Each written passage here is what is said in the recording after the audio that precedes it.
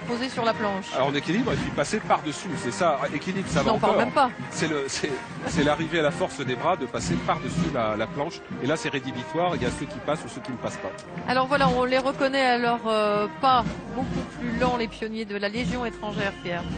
Oui, les pionniers en tête, la musique de la Légion étrangère, et puis on va voir le 3e régiment étranger d'infanterie de Guyane. C'est la première fois qu'il défile sur les Champs-Élysées,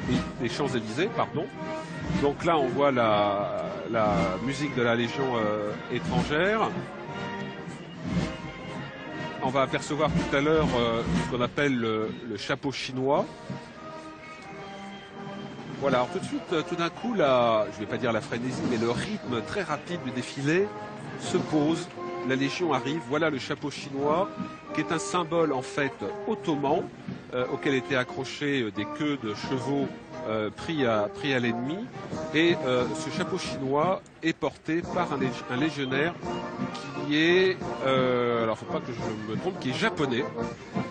Donc vous avez donc un japonais servant la Légion étrangère, portant un symbole ottoman et qui a pour nom le chapeau chinois. Et vous avez la dimension internationale de la Légion étrangère. Marie, 150 nationalités sont représentées au sein de la Légion étrangère.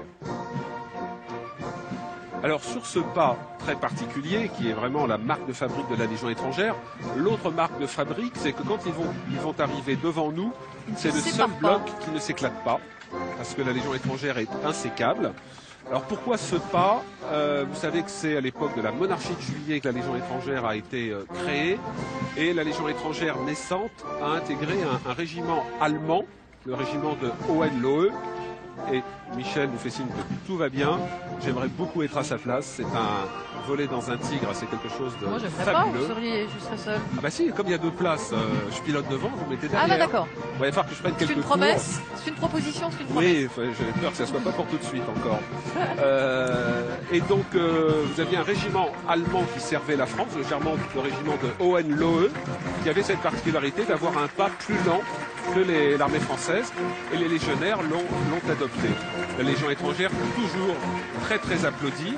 Et le 3e REI, Marie, les téléspectateurs de France 2 l'ont découvert, notamment à travers l'extraordinaire raid des 7 bornes en Guyane, les 7 bornes qui séparent le Brésil de la France.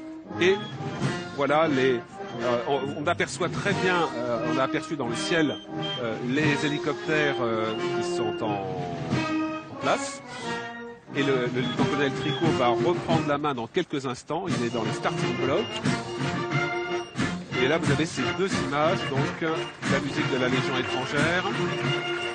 Et nos hélicoptères à droite de l'écran. Et Michel Drucker à bord qui arrive. Du Tigre. Tout à l'air de bien se passer. Le ciel est un peu plus dégagé que ce matin.